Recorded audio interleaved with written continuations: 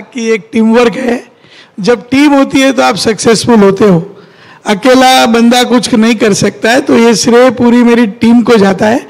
और आज जो आपके सामने बैठे हम सब कलाकार बैठे हैं, आर्टिस्ट बैठे हैं, क्यों आर्टिस्ट हमेशा फेस होते हैं, चेहरा होता है, लेकिन जो पर्दे के पीछे भी जो लोग पूरा दिन मेहनत करते हैं, आज हमारे राइटर भी इधर आए हैं, डायरेक्टर्स भी आए हैं, तो सब लोग का इधर मिलना मुश्किल नहीं है, लेकिन आप उनसे रूबरू भी हो सकते हैं। ये पूरा टीम वर्क है। और 17 साल अभी तक तो हमको कोई बड़ा माइलस्टोन नहीं लग रहा है। आपका प्यार और आज की एनर्जी से और 10 साल बढ़ गए। असित सर, यहाँ पे श्वेता यर फ्रॉम IWM बस।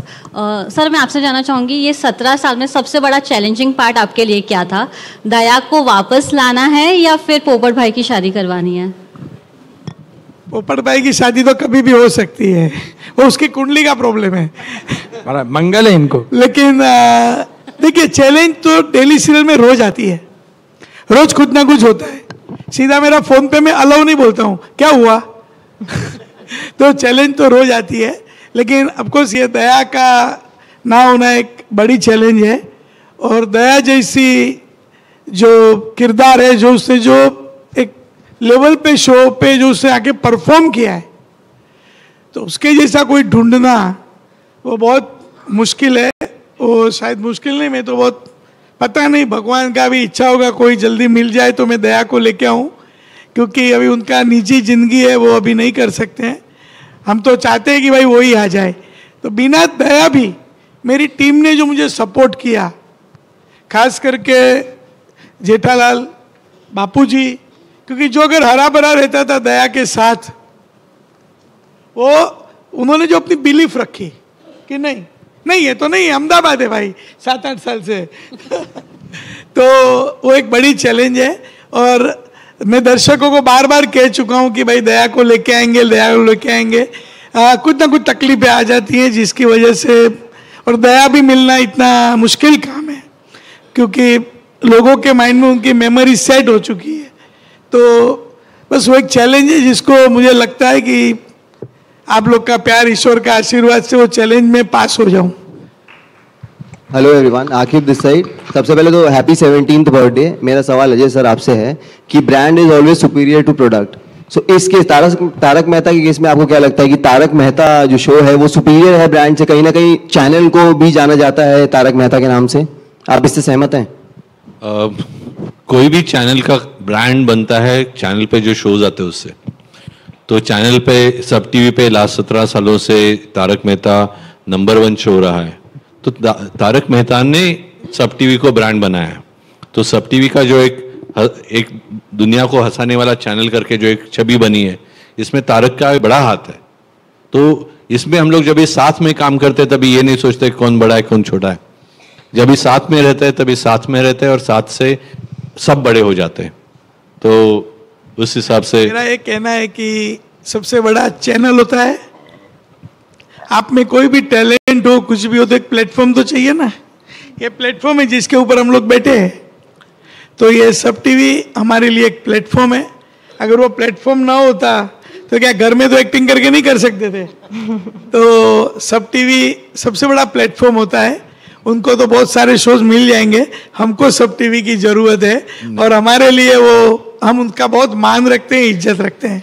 सब टीवी था तो में आप अलग है। जैसे अजय जी ने कहा, एक साथ, एक और साथ 17 साल, एक साथ हम सब साथ।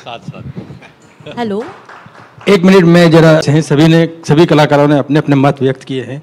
2 कलाकार ऐसे हैं जो हमारे बीच नहीं है लेकिन हमारे बीच हैं, जो हमें दिख नहीं रहे हैं लेकिन फिर भी हमारे साथ में हैं। वो है कवि कुमार आज़ाद साहब, मेरे बहुत अच्छे दोस्त हैं, जो कि डॉक्टर हाथी का रोल करते थे। एक दिन पहले हम उनके साथ शूटिंग कर रहे थे और दूसरे दिन खबर आई थी कि वो नहीं रहे। आज वो भी यहाँ पर होते तो वो भी बहुत खुश होते। और दूसरे थे हमारे नटू काका जी, घनश्याम जी, जो कि जिनके बारे में दिलीप जी आपको और अच्छी तरीके से बताएंगे। उन्होंने हम लोगों के लिए बहुत साथ दिया, खासकर तो मैंने उनके साथ में मेकअप रूम भी शेयर किया है, बहुत सी बातें शेयर की है। लेकिन आज वो यहाँ पर होते तो वो भी एक अलग अंदाज में होते। तो हम उन्हें भी याद करते हैं, उनको हम भूलते नहीं है, क्योंकि वो हमारे बीच नहीं है लेकिन हमारे बीच है, हमारे दिलों में है। Thank you so much. जो शो कोई तारक मेहता का उल्टा चश्मा, ये शो ऐसा है जो लोगों का है अभी, वो कोई चैनल का नहीं, कोई प्रोडक्शन हाउस का नहीं, लोगों ने उठाया हुआ शो है, लोगों के दिलों में बसने वाला शो है ये। तो ये बात अलग होती है, इसमें कोई जैसे कहा जाता है कि टेलीविजन इज अ को क्रिएशन। हम ऑडियंस के साथ हर रोज जो असित जी सोचते होंगे कि लोग कैसे उसको रिएक्ट करें, लोगों को क्या चाहिए, इस संबंध से ये शो बनता है। तो ये शो बनते ही रहेगा, उसमें कोई सवाल नहीं। हम लोग कहानी पे बहुत ध्यान देते हैं कि 8:30 बजे जो हमारा दर्शक आने वाला है टीवी पे, उनको हम लोग क्या नया दे सके। तो आज मेरे राइटर्स भी यहाँ पे, राइटर्स की टीम है, राजू राजन, जीतू परमार, योगेश मेहरा, मनीष तिवारी और भार्गव त्रिवेदी। तो सब लोग बहुत मेहनत करते हैं।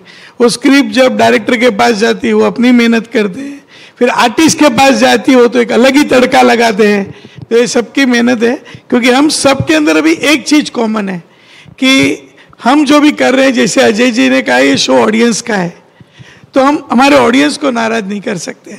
और मेरा पूरा फोकस रहता है कि स्टोरी, शो को कभी भी आँच नहीं आने दूंगा। हेलो, बस क्योंकि ये सवाल ऑफ कोर्स अजय जी और आसिफ जी के हिस्से का है, तो इसमें मैं एज एन बतौर एक्टर मैं तो क्या कह सकता हूँ। बस हमारा काम है, जब जो भी काम हमको मिला, जो भी स्क्रिप्ट हमको मिली, तो हम हमारा 100% उसको देने की हमेशा से कोशिश करते आए हैं, डे 1 से, और आज भी वही कोशिश रही है। तो बस यही कि अगर सक्सेसफुल भी हुआ तो उल्टा आपकी रिस्पॉन्सिबिलिटी और भी बढ़ जाती है, क्योंकि लोगों के एक्सपेक्टेशंस बढ़ जाते हैं।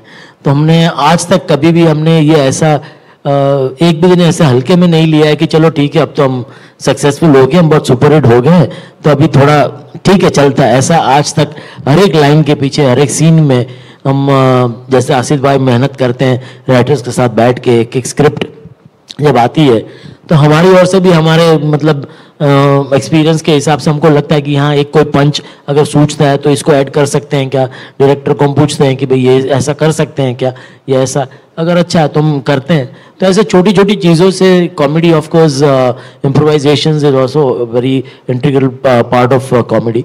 तो वो भी हमें आसिफ भाई की तरफ से एज ए प्रोड्यूसर छूट मिली है कि हम इम्प्रोवाइज कर सकते हैं सेट पे, तो वो भी एक अच्छी बात है। तो उसी वजह से रोज़मर्रा की ज़िंदगी में थोड़ा थोड़ा जो कनेक्ट होता है ऑडियंस के साथ, तो वो आज तक टूटा नहीं है, तो वो चलता रहता है। लोगों के साथ बड़ी हुई है जनरेशन्स, आप लोगों के प्रैंक जग जाहिर है पूरे हिंदुस्तान में बड़े फेमस है। तो आपका जो प्रैंक है रियल में कभी ऐसा फर्क आया, कोई प्रैंक जो आप लोगों को याद रह गया? रियल, हेलो आप सबको जय Jinendra, thank you so much यहाँ आने के लिए एंड कॉन्ग्रेचुलेशंस पूरी टीम को। तो रियल प्रैंक जो है वो तो मैं आपको बता नहीं सकता क्योंकि हम लोग इतना डेंजरस प्रैंक करते हैं, लेकिन हम ऐसे सेट पे बहुत अलग अलग लोगों के साथ प्रैंक करते हैं। जैसे अगर हमने कुछ ऑर्डर कर दिया तो उनको घुमा देते हैं हम लोग पूरे सेट पे, कभी ये सेट पे कभी वो सेट पे, लेकिन फिर उनको सॉरी भी बोलते हैं और यू नो रिस्पेक्ट भी उतना देते हैं और उनको फिर फोटो भी खिंचाते हैं और पूरा सेट भी घुमाते हैं। सो यू नो हम लोग एक साइड से प्रैंक भी करते हैं, मजे भी लेते हैं, लेकिन उसके बाद फिर सॉरी बोल देते हैं। तो वही जो हम शो में दिखाते हैं, हम असली लाइफ में भी वैल्यू उतना ही करते हैं, उतना ही रिस्पेक्ट देते हैं। क्या बात है, हंसते खेलते कट जाए रास्ते। हेलो, नमस्ते, good evening to all of you. सबसे पहले तो मैं बोलूँगा Ashish sir, thank you so much, आपने मुझे इस इमॉर्टल जर्नी में हिस्सा बनने के लिए मौका दिया, थैंक यू रियली रियली। मैं एक और चीज़ बोलता हूँ कि मैं इतना ब्लेस्ड फील कर रहा हूँ ना इस टाइम कि मैं लिविंग लेजेंड्स के बीच में बैठा हूँ। आई होप आप सब भी यही मानते होंगे कि ये हमारे जो भी सीनियर आर्टिस्ट है सब लिविंग लेजेंड्स है, क्योंकि 17 ईयर्स किसी को हंसाना it's not an easy task. तो मुझे लगता है कि मैं अगर यहाँ पे बैठा हूँ तो आशीष सर आपकी वजह से बैठा हूँ, थैंक यू सो मच। और आपका क्वेश्चन जो था, नहीं यार हम लोग बहुत प्रैंक्स करते हैं, हम लोग आपस में साथ में भी प्रैंक्स करते हैं, जैसे अजहर के साथ हमने किया था।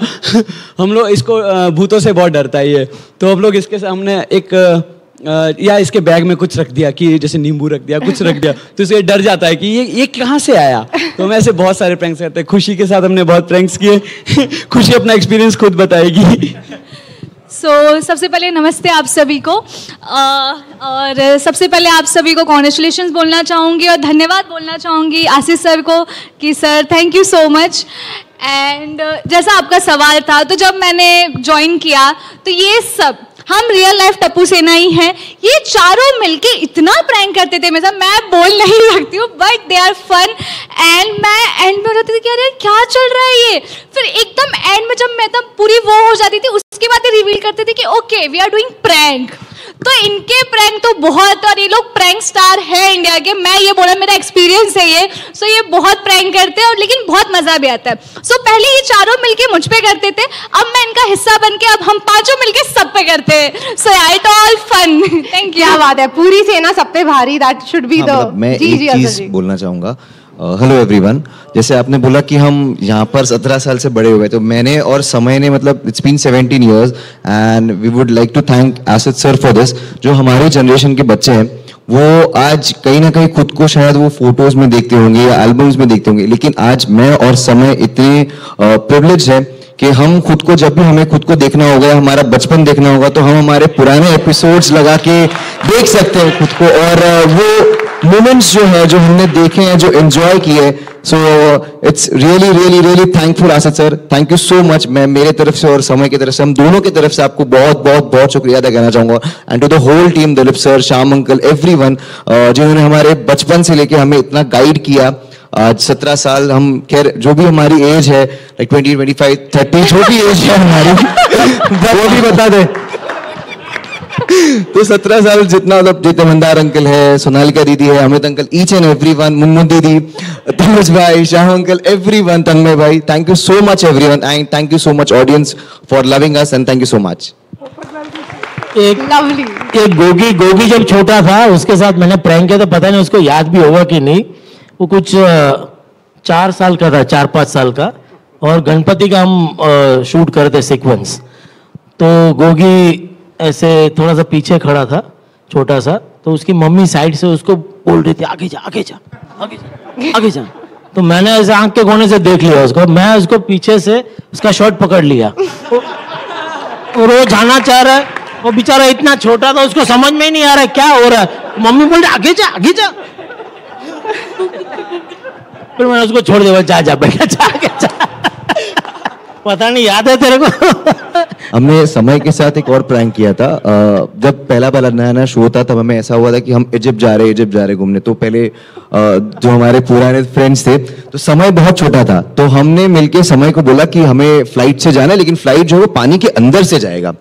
अब समय, उसको स्विमिंग आता नहीं था, समझ ले कि यार मैं कैसे, अगर फ्लाइट पानी में उतरा तो मैं कैसे, नहीं तुझे तैर के जाना पड़ेगा। वो उसके जाके उसकी मॉम को, मम्मी मेरे को स्विमिंग नहीं आता है, मैं कैसे अभी फ्लाइट वाइट। तो उसकी मम्मी आ गई, तुम लोग क्यों उसको डरा रहे हो यार, बेचारा छोटा है। तो वो बहुत पहले से ही बहुत मासूम है समय।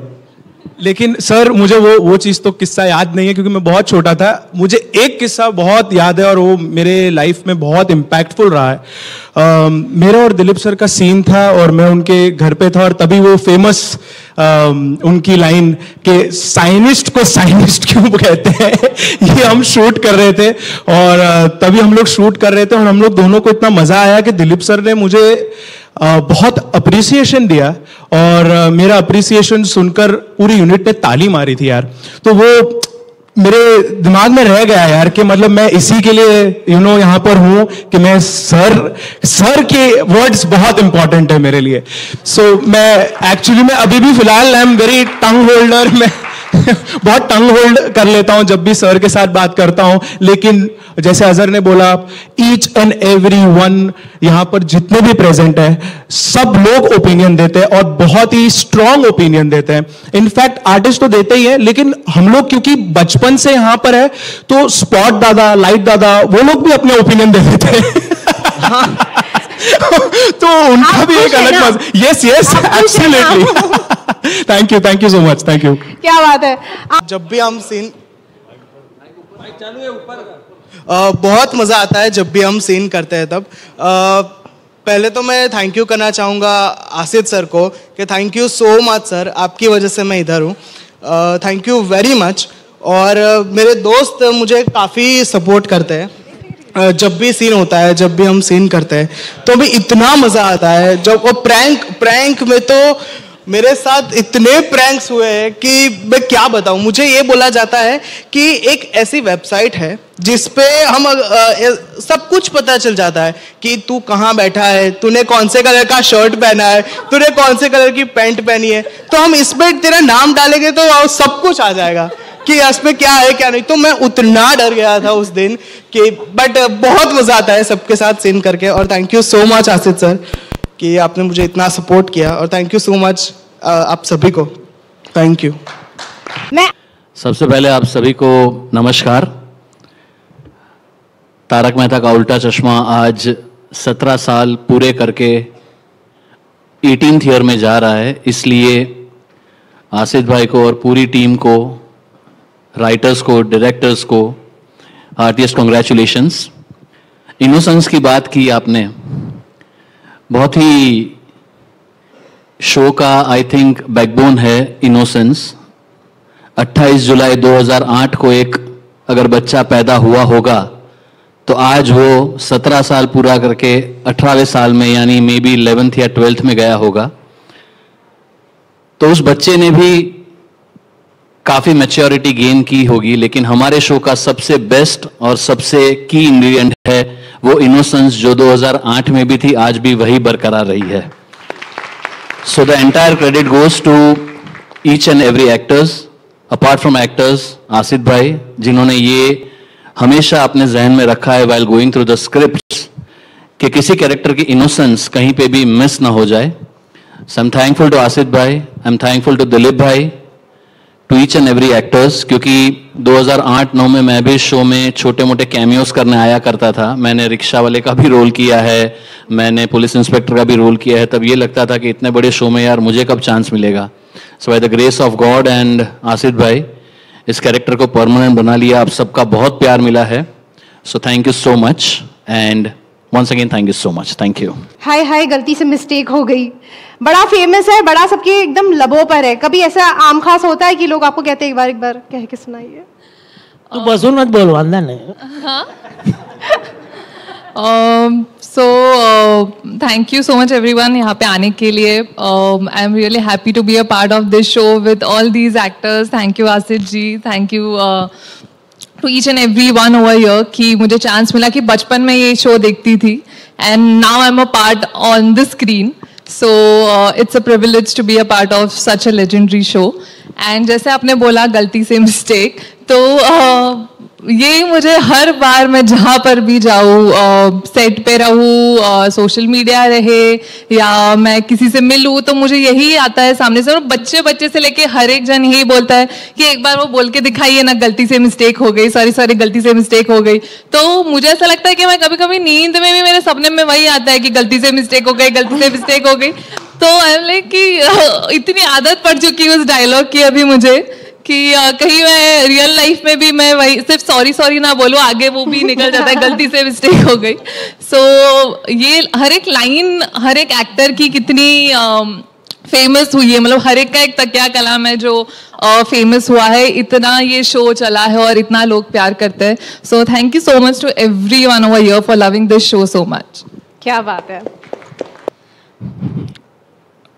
ये सवाल मैंने एक बार रात को स्क्रिप्ट आई और हम नाइट शूटिंग कर रहे थे, तो मुझे हर बार उम्मीद रहती है कि मेरी कहानी में मैं केस सॉल्व करूंगा गोकुल धाम की, क्योंकि घर पर भी लोग भी कहते हैं कि तुम उस लायक नहीं हो इंस्पेक्टर, तुम्हारा कैरेक्टर ग्रो नहीं हो रहा है। तो मैंने आसिफ भाई को रात को 1 बजे फोन किया, तो मैंने कहा यार आसिफ भाई मैं केस सॉल्व नहीं कर पा रहा हूं, मेरा कैरेक्टर ग्रो नहीं हो रहा, तो क्या करूं? तो उन्होंने कहा तेरा एपिसोड मैंने सोच के रखा है, 2036 में एक एपिसोड आएगा और वो सॉल्व होगा। अब एक विशेष बात बोल रहा हूं, ये मीडिया के लिए नहीं है, आप लोग कैमरा किसी भी तरफ रख सकते हैं। 2036 उन्होंने क्यों कहा, मैं एक घटना बताता हूं। शायद सन 2011-12 की बात है, हम लोग कलकत्ता गए थे कुछ काम से, हम और आसिफ भाई। हम मां काली मंदिर से दर्शन करके बाहर निकल रहे थे, तो एक बाबा वहां बैठे हुए थे। तो हम और आसिफ भाई गए और उनके पैर छुआ। हम निकलने लगे तो बाबा, एक तेजस्वी उनका चेहरा था, उन्होंने आसिफ भाई को देखा और कहा, ए बेटा इधर आ। हम लोग थोड़ा डर के और घबरा के उनके पास गए। बोले क्या करता है तू? तो आसिफ भाई कुछ सकपकाए। तो मैंने कहा कि हम एक सीरियल बनाते हैं, उनके निर्माता हैं तारक मेहता का उल्टा चश्मा। तो उन्होंने, बाबा ने आसिफ भाई को बहुत घूर के देखा, तो हमको लगा कुछ डांटेंगे या कुछ श्राप दे देंगे। ये 2011-12 की बात है, जब हमारा तारक मेहता काफी एक चढ़ाई की ओर माने हमारी सफलता की सीढ़ियां चढ़ रहा था। बाबा ने देखा आसिफ को और कहा कि करने की कोशिश की तो उसको मां नहीं छोड़ेगी। तो ये बात, किसी ने भी इस सीरियल को अवरुद्ध करने की या रोकने की कोशिश की, डायरेक्टली या इनडायरेक्टली, तो ये आसिफ भाई को, उसके बाद हम लोग रात को होटल में आए। हमने सोचा कि इस बाबा को फिर से मिलते हैं, कुछ और लालच हुई इसके बारे में। पर वहां जाने के बाद पता चला कि ये बाबा यहां कोई आता ही नहीं था। तो शायद आसिफ भाई को आशीर्वाद देने के लिए वो बाबा आए थे। और 2036 तक तो हम निश्चिंत हैं, आगे की कल्पना और आगे की मेहनत हम सबको करनी है। धन्यवाद, थैंक यू। कि आपने आज तक मोटा मोटी जेठालाल जी से कितने पैसे हथिया लिए? मोटा मोटी रफ फिगर। सॉरी, आपने आज तक जेठालाल जी से मोटा मोटी कितने पैसे हथियाए होंगे? Rough figure, just one number. अरे मैं गिनती के लिए थोड़ी ना लेता हूँ, मैं तो मजे के लिए लेता हूँ। ये मेरा शौक है। वो सभी पैसा जो है वो मैंने संभाल के रखा है, वो मैं सब वापस करने आने वाला हूँ। वो सब मेरे मन में प्लान है, पर वो प्लान अभी बताना नहीं है। वो आसिफ भाई के साथ मेरा सब डिस्कस किया हुआ है और उसमें से मैंने आज तक एक पैसा नहीं वापरा है। वो हर एक टैक्सी वाला भी मुझे वापस दे जाता है। आप भी जो 2036 का इंतजार कर रहे हैं? नहीं, मैं बोल रहा हूँ इन्होंने 14 साल कम कर दिए ये बोल के। जब 100वां एपिसोड था तब आसिफ भाई को मैंने बताया था कि सर अपनी ये सीरियल है ना 50 साल चलेगी। आसिफ भाई गलत बोल रहा हो तो बताना। मैं बोल रहा हूँ बाबा ने कम कर दिया।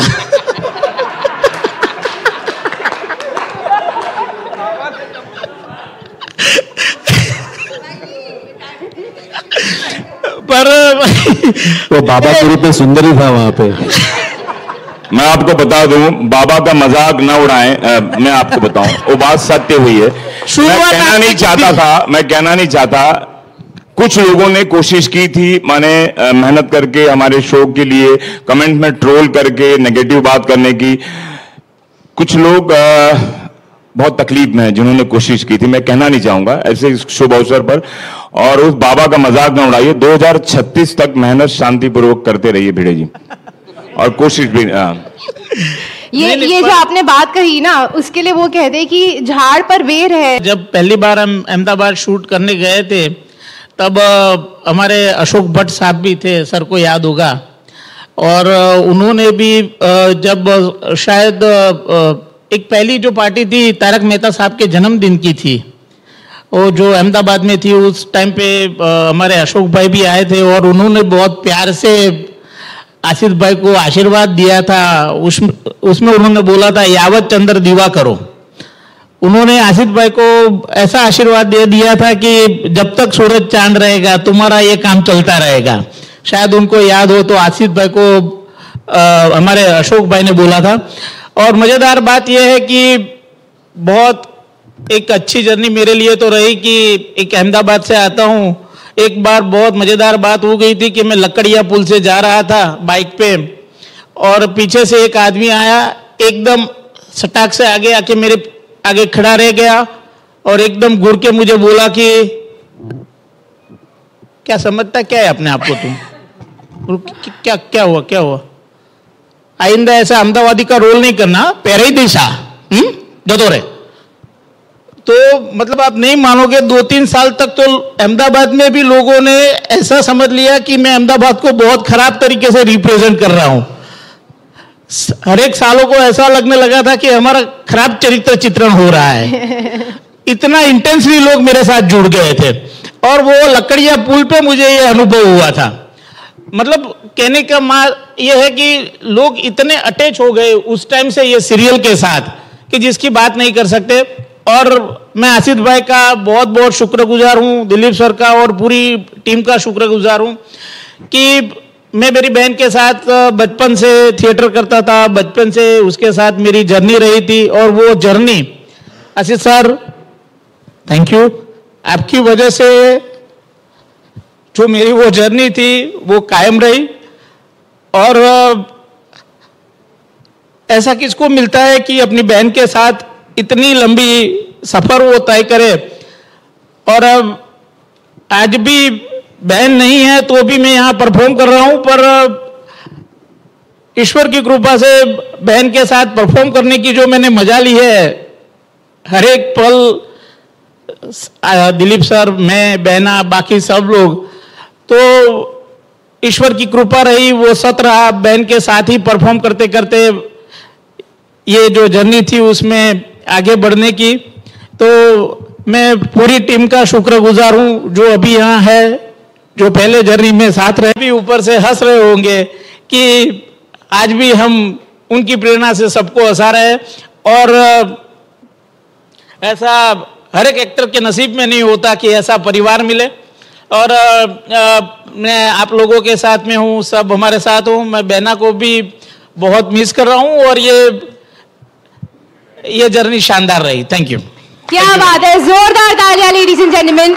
मैंने कहा था तारक मेहता का उल्टा चश्मा एक इमोशन है, आज थोड़ा इमोशनल भी हो गया। सुंदर जी के लिए एक बार जोरदार तालियां, उन्होंने अपना दिल रख दिया आप सबके सामने। Thank you so much. अब पीछे से खड़ा कर मैं जानती हूँ कि मैंने बहुत वक्त लिया, बाका जी, अब्दुल जी भी है यहाँ पर, मैंने काफी सारा वक्त ले लिया, तो मैं थोड़ा सा आप साइड होती हूँ। मैं जानती हूँ कि आप डे वन से एज एन एक्टर मैं हमेशा से ये कॉन्शियस रहा हूँ कि वो जो एक थिन लाइन है जो वल्गैरिटी और ऑब्सिनिटी और एक इनोसेंस के बीच में, वो मैं हमेशा से ट्राई करता हूँ एज एन एक्टर कि मैं उसको क्रॉस ना करूँ। और उसकी सबसे बड़ी शुरू में हम लोग एक आउटडोर अहमदाबाद करने गए थे, वहाँ पे एक ओल्ड एज होम हम लोग विजिट करने गए थे। तो वहाँ ओल्ड एज होम में बहुत सारी मतलब बुजुर्ग दादी माएँ थी बहुत सारी। तो उन्होंने मुझसे कहा कि वो बहुत मतलब वैसे जनरल बात हुई कि अरे बहुत मजा आता है तारक मेहता का उल्टा चश्मा था, और आप जिस तरह से बबीता जी बोलते हैं ना हमको बहुत मजा। तो मैं एक्चुअली वो सुन के बहुत शॉक, मतलब प्लेजेंटली सरप्राइज हो गया, क्योंकि because they are really orthodox at this age. और ये एक वैसे समाज के तौर पे देखा जाए तो एक अलग सा एक कुछ रिश्ता है, तो वो उसको एक्सेप्ट कर रहे हैं। उसको एक उसका जो इनोसेंस है वो उन लोगों ने पकड़ा है, मतलब उसको कोई गलत तरीके से कोई नहीं देख रहा। तो ये मैं मानता हूं कि एज एन एक्टर और स्क्रिप्ट राइटर के हिसाब से ये हम सही दिशा में जा रहे हैं। ये ऑफकोर्स ये बहुत ही थिन लाइन है, तो उसको संभालना every time it's like walking on a tight rope, but by God's grace we have been able to do that. तो या हेलो एवरीवन, मेरा नाम शिवम है और मैं कैसा लग रहा है? मेरा सवाल जेठालाल सर से है, दिलीप सर से है। सर इतने साल हो गए, 17 साल हो गए, लेकिन जब जैसे हमने आपको पहले देखा है, इतने खूबसूरत, इतने हैंडसम, शुरू से लेकर आज तक आप इतने हैंडसम है, जितना शो है, जितने खूबसूरत आप हैं उतना ही खूबसूरत ये शो भी है। इतने सालों तक रेलेवेंट रहना ये बहुत ही बड़ी बात है, क्योंकि आज के ज़माने में ये जो सोशल मीडिया का ज़माना चल रहा है, बहुत लोग परेशान रहते हैं, यार चीज़ें चल नहीं रही है, ये हो रहा है, वैसे हो रहा है, बहुत मेहनत कर रहे हैं तभी भी चीज़ें चल नहीं रही हैं, लेकिन आप लोग अभी भी नंबर 1 हो। ये कैसे करते हो आप? मतलब क्या ये मंत्रा है, क्या रेसिपी है जो लोगों को आप बताना चाहोगे कि यार ये ऐसे करके ये शो बड़ा बनाया जाता है, ये चीज़ें हमें पुट करनी चाहिए तो शो बड़ा बनता है? वेल, सबसे इम्पोर्टेंट कोई भी शो या कोई भी फिल्म हो या कोई भी ड्रामा हो, उसमें सबसे इम्पोर्टेंट चीज़ है स्क्रिप्ट। वो अगर सही है तो बाकी सब एवरीथिंग फॉल्स इनटू प्लेस। और उसके लिए आसिफ भाई आज भी उतनी मेहनत करते हैं, जितने भी हमारे राइटर्स हैं वो भी इतनी मेहनत करते हैं। वो उन आसिफ भाई वो तो वही जानते होंगे, क्योंकि ऑफिस में वो लोग और डेली एक हफ्ते के 6 एपिसोड करना, इट्स नॉट अ जोक। और वो भी ऐसी कॉमेडी, ऐसी सात्विक कॉमेडी जो पूरी फैमिली एक साथ बैठ कर के देख सके, हंस सके, ऐसी कॉमेडी करना बहुत बहुत ही मुश्किल है। तो मैं समझता हूँ कि ये आसिफ भाई की बहुत बड़ी मैं समझता हूँ कि उपलब्धि है कि वो ऐसे रेलेवेंट हो, ऐसे सब्जेक्ट्स एवरी वीक और एवरी मंथ वो लेकर के आते हैं। बाकी एज एन एक्टर हमारा काम है कि हाँ हम इसको कितने अच्छे से इंटेंसिटी से उसको वही इंटेंसिटी से परफॉर्म करें जो हम डे वन एक पहले एपिसोड से हम लोग करते आए हैं। तो या वो एक समझ है, वो आपको एक्सपीरियंस से थोड़ा थोड़ा जैसे काम करते जाते हैं आपको क्राफ्ट समझ में आता है कि हाँ यहाँ पे ये इतनी इंटेंसिटी ज़रूरी है, यहाँ पे इतनी नहीं है, तो वो समझ के वो करना।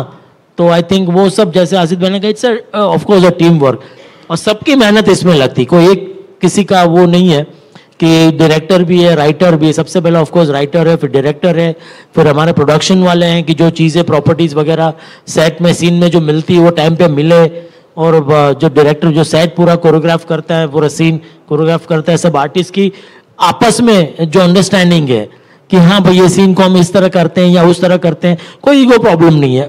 जनरली या लंबा अगर सब लोग कोई चलता है, कोई सब लोग की वाहवाह होती है तो थोड़ा सा कहीं ना कहीं कोई ईगो प्रॉब्लम आ जाता है सबके अंदर। लेकिन भगवान की दया से हमारी टीम बहुत ही अच्छी है, वेरी डाउन टू अर्थ है, और हम सब मिल करके एक दूसरे की हेल्प करते हैं, एक दूसरे को सीन कितना इंटरेस्टिंग कितना अच्छा हो वही हमारी हमेशा कोशिश रहती है। हेलो, क्या बात है? मेरा नाम नवाज कोचरा है, मैं इंडियन एक्सप्रेस से है। ऑडियंस ये पूछना चाहती थी कि कब आ रहे हैं और क्यों उसे इतना टाइम लग रहा है, क्योंकि आपने कहा था रामनवमी पर आ जाएंगे। अरे भाई आप सब याद रखते हैं। नहीं, जल्दी आएगी, मैं आपको बोलूँगा, क्योंकि बस कुछ समय और शूट सब बहुत डरे हुए थे और यहाँ पे बहुत सारे चैनल की तरफ से, फिल्म सिटी की ओर से काफी प्रोटोकॉल्स हुए थे। तो शूट शुरू करने से पहले आसिफ भाई खुद पहले एक दिन यहाँ पर आए और पूरा दिन शूट किया। उसके बाद उन्होंने टीम को कहा कि अब हम यहाँ पर शूट कर सकते हैं, एवरीथिंग इज वेरी सेफ। हम जब सेकेंड लॉकडाउन में दमन शूट कर रहे थे, पूरे 2 महीने हम वहां थे, 2 महीने आसिफ भाई was there. Being a producer he could have chosen to stay at home, but he was there with us throughout, you know, in that journey, right from day one. और 2008 से मतलब जब भी कभी नाइट शूट होता है, मतलब रात को 1 बजे 2 बजे आसिफ भाई सेट पर आते हैं, देखते हैं, सबसे मिलते हैं, and he is totally into it. उनके पैशन को सलाम है। शायद आप ये जो भी सक्सेस देख रहे हैं, उन बाकी सारी चीजों के अलावा सबसे बड़ी चीज है उनका जो पैशन है, उनकी जो श्रद्धा है इस शो के प्रति, और आज भी जो इतनी मेहनत करते हैं, शायद ये सबसे बड़ा एक कारण है। उन्होंने मुझे कुछ बोला, बस सर नौकरी चल रही है, तो उन्होंने मुझसे कहा कि अरे भाई हर एक्टर को आपको जैसी नौकरी मिले। तो मैं समझता हूँ कि कितने अच्छे अच्छे एक्टर्स हैं जिनके पास स्किल है, बहुत अच्छे अच्छे एक्टर हैं, लेकिन काम नहीं है, अफसोस।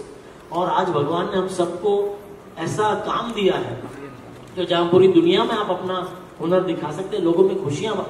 वैसे आमतौर पर आप देखने जाए तो किसी को एक दूसरे के साथ आज के जमाने में बात करने का टाइम नहीं है। इतनी फास्ट जिंदगी हो गई हम भी हमारी।